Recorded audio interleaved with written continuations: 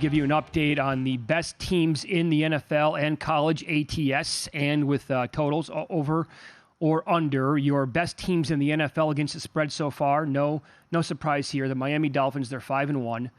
The Lions are also 5-1. Both those teams are covering by more than a touchdown per week. The Rams are 4-1-1, and then you have a slew of teams at 4-2 in the NFL ATS. Your worst teams in the league against the spread. Denver, 0-5-1, and on average, they are missing the cover by 11.1 points per game. Are you going to be involved in this game against Green Bay? Oh, no chance. Too many other games to bet on. Yeah, this Rex Ryan thing's intriguing. The reports that he's going to come in and take over D.C., like not after the year, not like now. No, that's like mid-season. That he would come in. So this Joseph's job could be on the line. Well, I think he should have been gone a while ago anyway. If you give up 70 points to Miami and they left points on the field, you should probably be gone. Panthers are 0-5-1 ATS.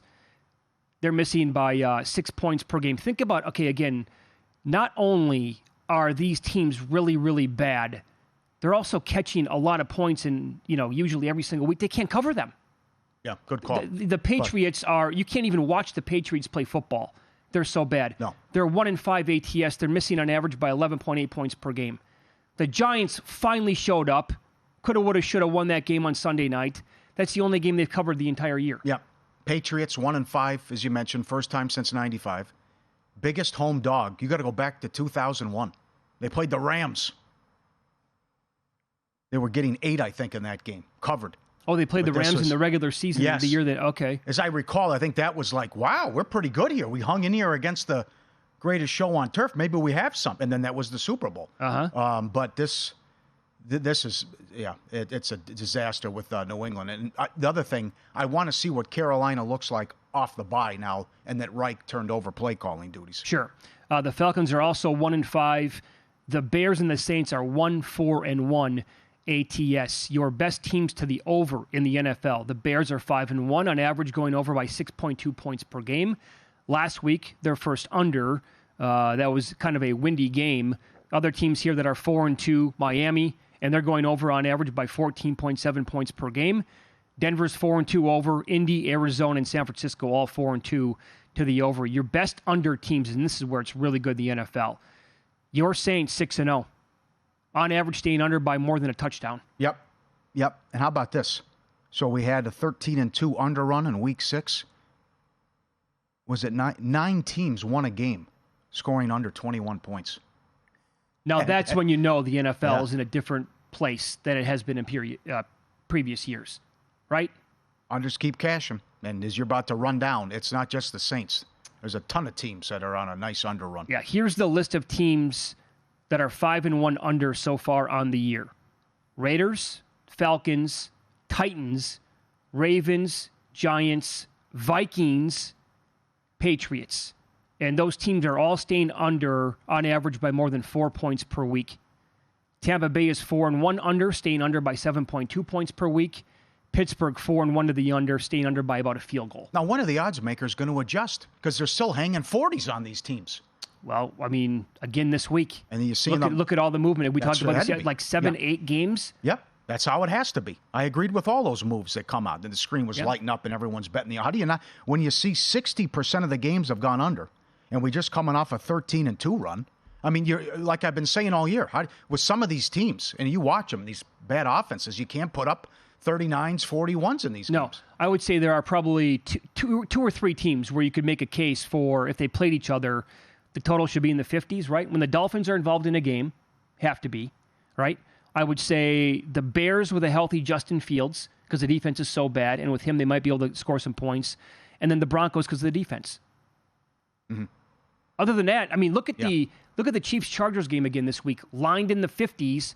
Nope, that's dropped. That's moved now a good 3-4 points to the total. As it should have. I don't think you can put Chiefs games in the 50s today. Uh-huh. Well, but they get the Dolphins in a couple weeks. Certainly, yeah. But also every Charger game, you figure there's going to be a 7-minute drive. He's going to go for it, pass on points, stall at the 5-yard line. And more than likely not get it. Correct. Okay, best college teams ATS. 3 teams are undefeated. Oklahoma, UNLV, and Penn State. All 6-0. Oklahoma and UNLV are covering by more than 12 points per game still. That's awesome midway through the season. And I agree with Pat. Oklahoma blocks Alabama if they win out, and Texas blocks Alabama if the things play out that way. Now, Oklahoma's got to win out, or Texas has to win out and get them in the rematch, but Oklahoma doesn't have a great resume, but Venable's doing a great job, and we'll see if they can keep this up. You think they're going to lose a game, regular season? Yeah. Okay, we'll see. But great turnaround here that a team, as we'll talk about, was 66-1 in the summer. I will say this. I'm not going to be surprised if 12-1 Alabama gets in over 12-1 Texas. Oh, that'd just be a crime. I can recall, I'll take it back, 2008. I'm on the air here locally in Las Vegas, screaming at the top of my lungs. Texas beat Oklahoma that year, 45-35. They were awesome. Oklahoma was very good too. Texas closed the season with one of the most difficult gauntlets I could ever remember, playing ranked team after ranked team after ranked team. They lost at Texas Tech at the gun on a miraculous catch by Michael Crabtree. And I'm yelling at people, do not move Texas from your number one spot in the power ratings or the poll. You cannot do that. They have to remain number one. I don't care that they just lost. They dropped, and with a head-to-head win over Oklahoma in impressive fashion, No doubt. Oklahoma played in the national title game that year. Yeah. And I'm just like, what are you doing? Yeah, that'd be historically bad. I went to your place, and like Pat said, I beat you by double digits and scored 34, and your resume stinks too, Alabama. So, as of now. So, I mean, you beat Arkansas by more than 3. Let's start there. Yeah, I think Oklahoma's not going to. That's be not fun going to happen. watch, yeah. And I'm also convinced, like, how many undefeated teams are we going to have at the end of the year? Well, know this. Alabama, One? Alabama needs chaos. You have to start with that. Who knows? You might be right, but I don't see a Florida State loss. Well, here's the thing.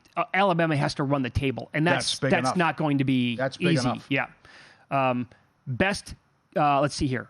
Beyond those 3 teams, Oregon's still 5-0-1, so they have that unblemished mark, but they did have a push this past week against Washington, and on average, they're covering by 10 points per game. Arizona's 6-1. Great coaching job. Great under the radar story. They're covering on average by 11 points per game. Miami of Ohio, 6-1. North Carolina, 5-1, and some other teams on the list as well. Worst teams in college football ATS. Vandy is 1-7. Temple 1-6, same as Illinois.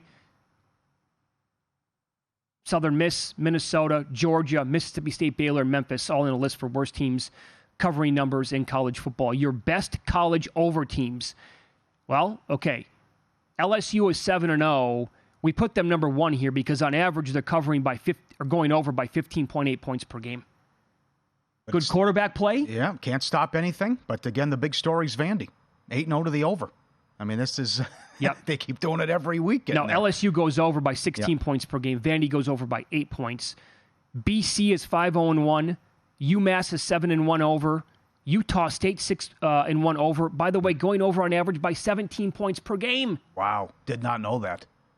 The USC and the LSU, the Missouri. I mean, we've been on the Vandy thing all year, but certainly some of these are surprising. And Boise State. That's another one that surprises me. 6-1 to the over. Yeah, New Mexico's on the list. Colorado State, Central Florida, Pittsburgh, and BYU. And your best college under teams, there's Arizona again. 6-1 to the under, staying under on an average by 8.9 points per game. Syracuse is 6-1 to the under. Ohio is 5-1-1, Paul, staying under by 12.9 points per week. Ohio State is 5-1 under. Utah 5-1 to the under. Isn't that another good recipe here? Yep. Solid defense. Yep. No quarterbacks out. Yep. Yep. SMU 5-1. Coastal Carolina, Arizona State, Georgia Southern, and Tulane are all 5-1 to the under as well. Mm-hmm. Very good. Good stuff. Everyone has an opinion. I love it. And we're 13 days away from the first TV show with the rankings. Reese Davis yesterday on ESPN. More likely that the Pac-12 gets 2 in I heard him say than 0. Yeah. Wow. What would be the scenario there? Washington is 12-0, playing 11-1 Oregon. Oregon beats them 31-30 in a rematch? I guess. And then everything goes against the Big Ten. Georgia wins out. You get chaos in the ACC. That's all right. Visit VSiN.com to get current odds. Listen for free. Find showtimes and download VSiN sports betting podcasts.